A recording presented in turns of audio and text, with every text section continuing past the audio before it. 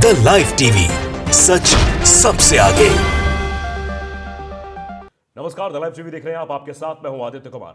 पत्रकारिता का स्तर इस वक्त कहां चला गया आप सबको मालूम है। किस तरह गोदी पत्रकार सरकार की चुड़मंत्रा में लगे रहते हैं। उनको सिर्फ और सिर्फ सरकार की बड़ाई करनी है और विपक्ष से सवाल पूछना है। यह उनका धर्म बन गया है और इसी धर्रे पर वो काम कर रहे हैं। लेकिन सीजेआई यानी कि chief justice of India, supreme court बार बार लताड़ लगा रहा है।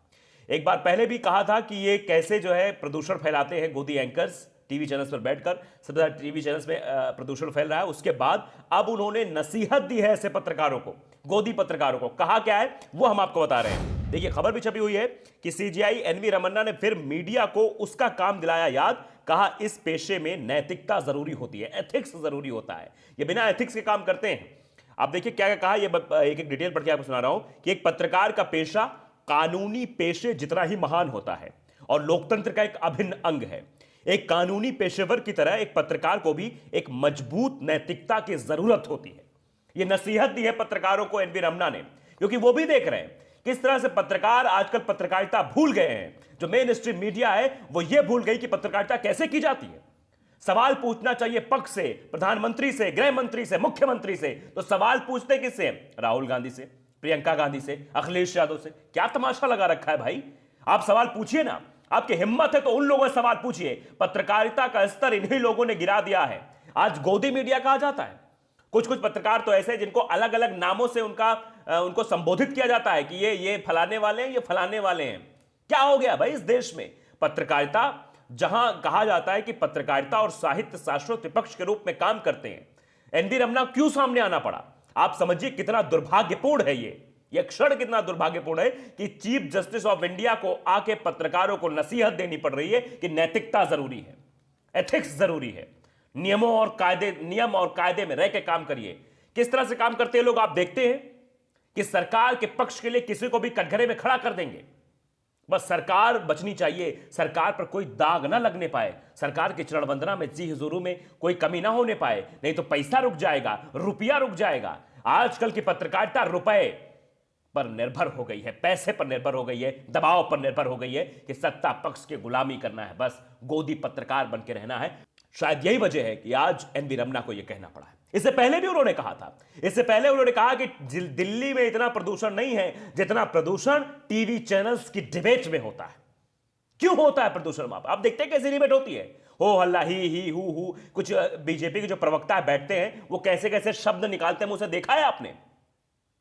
इस तरह की पत्रकारिता हो रही है। लेकिन उनको सम्मानजनक तरीका दिया जाएगा। उनको सवाल जो है विपक्ष से दाग दिए जाएंगे, सवाल कांग्रेस के प्रवक्ता से पूछे जाएंगे, सवाल पूछे जाएंगे अखिलेश यादव यानी समाजवादी पार्टी के प्रवक्ता से। इस तरह के सवाल जो पूछे जा रहे हैं, एक बार कहा था, यह बात भी कही थी सवाल उठाते हुए कन्हैया कुमार ने, जो इस वक्त कांग्रेस के नेता हैं। उन्होंने कहा था कि मीडिया तो अपना काम कर रही है, सवाल पूछना भले ही मीडिया ने जारी रखा, लेकिन एक चीज शायद मीडिया भूल गई है, सवाल विपक्ष से नहीं सत्ता पक्ष से किया जाता। यह बात कन्हैया कुमार ने भी कही थी।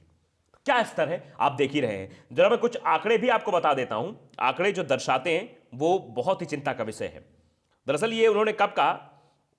पिछले कुछ समय से मुख्य न्यायाधीश एनवी रमन्ना भारतीय मीडिया की भूमिका को लेकर लगातार सवाल उठा रहे हैं। गत दिनों उन्होंने भारत में लुप्त होती खोजी पत्रकारिता पर भी चिंता व्यक्त की है।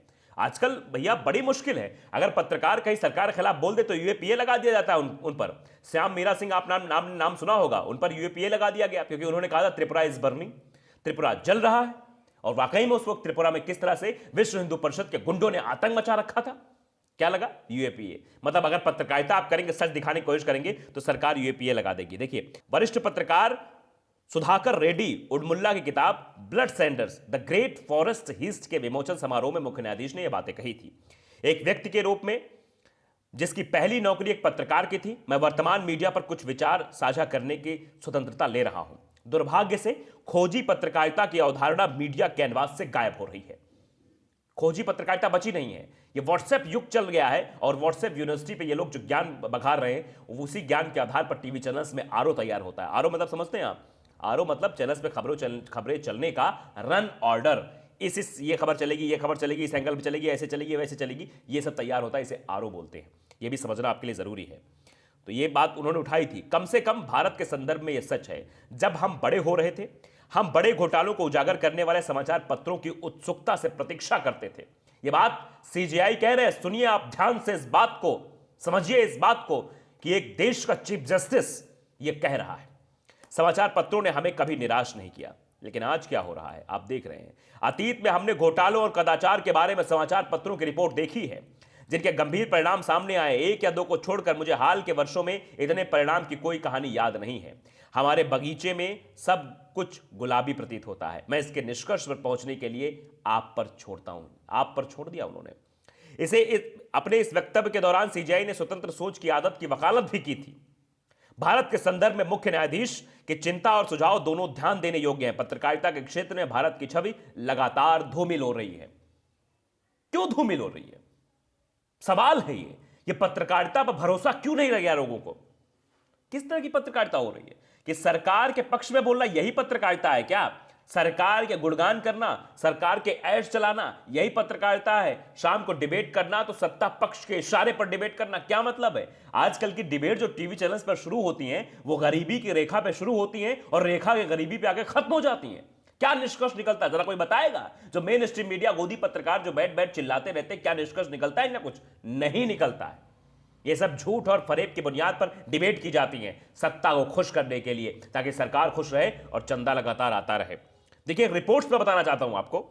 रिपोर्ट्स विदाउट बॉर्डर्स की एक रिपोर्ट के मुताबिक भारत पत्रकारिता के लिए खराब वर्गीकृत देशों में से एक है।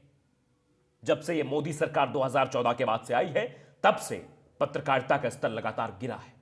पत्रकार कई कई नामों से नवाजे गए हैं। पत्रकारिता खत्म होती नजर आ रही है। खोजी पत्रकारिता दिखाई नहीं दे रही है, जैसा कि चीफ जस्टिस ऑफ इंडिया ने सवाल उठाया। भारत की पहचान पत्रकारों के लिए सबसे खतरनाक देश के रूप में बनी हुई है। रिपोर्ट्स विदाउट बॉर्डर्स द्वारा जारी 180 देशों के विश्व प्रेस स्वतंत्रता सूचकांक में भारत फिर से 142वें स्थान पर है। 142, गंभीर सोचनीय बात है ये। 142वें स्थान पर है भारत। वर्ष 2020 में भी 142वें स्थान पर था। इस प्रकार पत्रकारों को प्रदान किए जाने वाले वातावरण में कोई सुधार नहीं देखने को मिल रहा है। कोई सुधार नहीं भैया। पत्रकारों की स्वतंत्रता खत्म हो चुकी है। वो स्वतंत्रता से कुछ लिख नहीं सकते। अगर कुछ लिखेंगे तो उन्हें क्या किया जाएगा जानते हैं आप? उनके पर यूएपीए लगा दिया जाएगा, उनको जेल भेज दिया जाएगा, उनको प्रताड़ित किया जाएगा। भारत का अपने पड़ोसी देशों की तुलना में खराब प्रदर्शन है पत्रकारिता को लेकर। इस सूचकांक में नेपाल को 106वां 106 और भारत कहां पर है? 142, 142वें स्थान पर। श्रीलंका 127वें स्थान पर। भूटान 65वें स्थान पर। बताइए, भारत अपने पड़ोसी देश बांग्लादेश, नेपाल, समझते हैं आप इसे, लेकिन भारत में क्या हो रहा है ये सोचकर और ये समझकर स्थिति दयनीय है। शायद इसीलिए सीजेआई को आज कहना पड़ा है कि खोजी पत्रकारिता समाप्त हो गई है। पत्रकारिता को नसीहत दी उन्होंने, उन पत्रकारों को नसीहत दी है जो सरकार की गुलामी करते हैं। आपने भी कुछ दिन पहले देखा था एक पत्रकार महोदय न जाने कौन सा रासायनिक पदार्थ पी के आ गए थे टीवी चैनल्स पर, और उस दिन जिस दिन हमारे देश के सबसे पहले सेना प्रमुख, जो तीनों सेना के प्रमुख थे, उनका निधन हो। और उनका नाम क्या बोल रहे थे, उनका पद क्या बोल रहे थे, यह सब आपने देखा होगा। तो यहां तक स्तर गिर गया पत्रकारिता पर का। इसीलिए कहना पड़ रहा है, इसीलिए सीजीआई को लगातार यह कहना पड़ रहा है कि प्रदूषण फैल रहा है डिबेट्स में, और ये एथिक्स भूल गए हैं, ये लोग नैतिकता भूल गए हैं। इनको नैतिकता का पाठ फिर से पढ़ाया जाना चाहिए। ये कहना इसीलिए पड़ रहा है क्योंकि ये नैतिकता के दायरे में रहकर कुछ भी नहीं कर रहे हैं, सिर्फ पत्रकारिता को बदनाम करने की कोशिश और साजिश चल रही है। द लाइव टीवी को अगर आपने सब्सक्राइब नहीं किया, सब्सक्राइब जरूर करिए, बेल आइकन दबाइए ताकि सच खबर आप तक पहुंचती रहे। नमस्कार। द लाइव टीवी, सच सबसे आगे।